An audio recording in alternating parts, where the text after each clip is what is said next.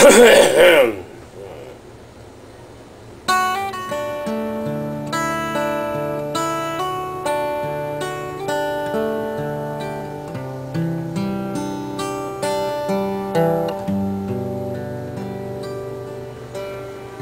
I'm Scott Brown with Green Wind and Other Home Energies.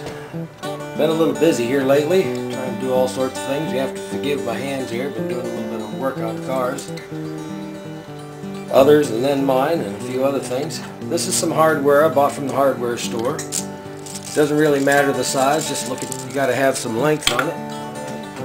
There we go. These bolts here are 6 inches long. There's 2.54 centimeters in an inch, so you can figure out from there if you need to know metric. These are 3/8 of an inch nuts on here, so I got a 3/8 inch wrench. I'm going to show you how to put this together. I showed you how this has the ridges that come in and out. You can see how they come like this. Anyway, this is in, out, and then in. So the bottom of this one faces in, and the top of this one faces out. So we're going to put this inside this piece of wood here, which is the bottoms I cut off a shelf. You have to forgive, they don't look all that sweet. I drilled one hole in the corner and stuck one of these in. Neat effect. And then I drilled another hole on the other side, stuck it in, pegged it, and did the same. And you make sure these are straight up and down. As you can see down here, they're level with each other in all directions. That's important. But drilling these where they're all together, make sure that they line up good. And then drill one dead center, which is easy to line up because you can look right down it like this and then look down it like this and find your center. The center hole here is for the displacer, the displacer's rod. Okay. And I'm going to set this up and be right back.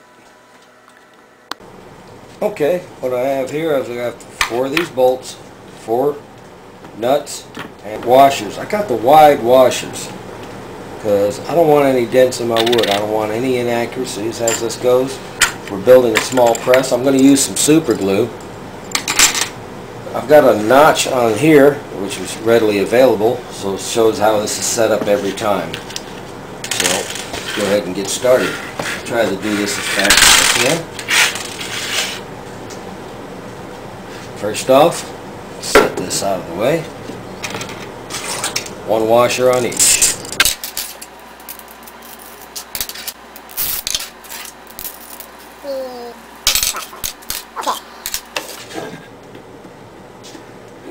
Pretty tight. I don't want to strip it out, so I'm going to go ahead and thread it in here. Because I'm going to put a drop of super glue down there to keep these from turning. Because the only thing I want to be able to turn is the nut at the top. You'll see in a minute. Okay, I'm going to put a drop of super glue underneath this washer. Give it a spin. Drop on the threads here. Something to push it right into the threads. And give it a spin quick before it decides to harden up. I don't want these to move. And that's how you do the bottom. Notice I got this setting up on top of a juice can full of 1 quart 14 fluid ounces. That helps for the length of the bolts so I can do my work.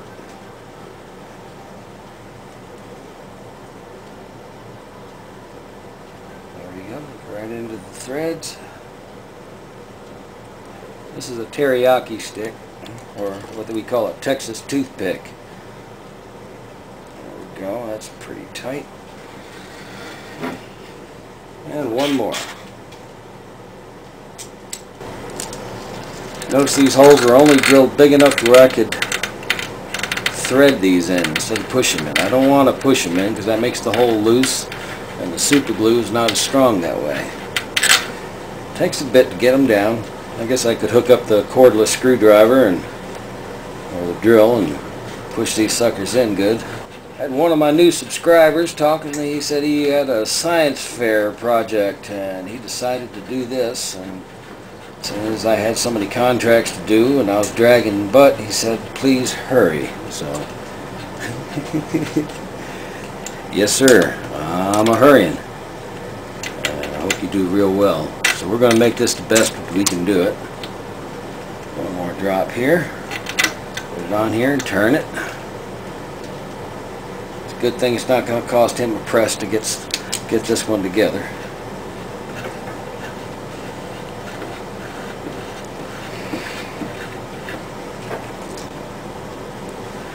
Go. Just takes it right in, just like leading water off into something. There we go. Alright, give that about 5 minutes to dry, and we'll be ready to go ahead and put on our Stirling engine can and press those two pieces together from the last video. Okay, we've got this flipped over, and to make sure we've got enough super glue into the joint, we'll put a drop right next to it and guide it in with our teriyaki stick.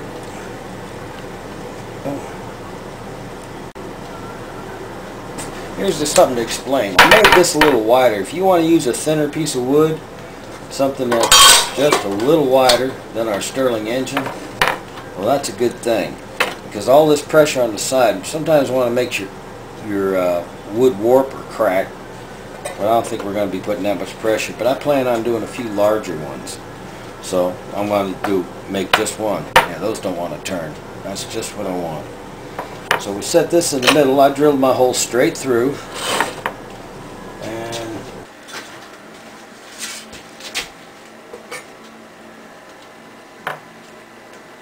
alright. Move this around to where it's not.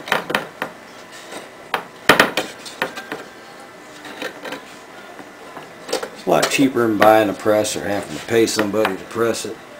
You get one hole lined up, the next one lined up, center this in the middle, line this one up, line this one up. Okay. I should have wallered these holes out a little bit. We got this in the middle, all nice and loose. The main deal is be careful with this. You don't want that bent.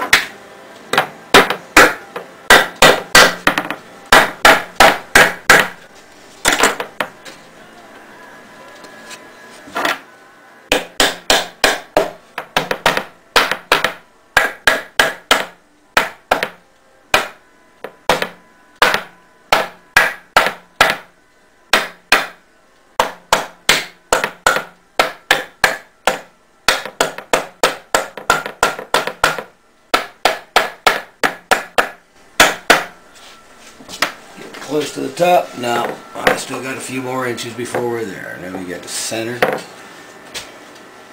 Okay, a washer on each. A washer on each. And this is what makes it come down nice and even. It's called put your nut on there.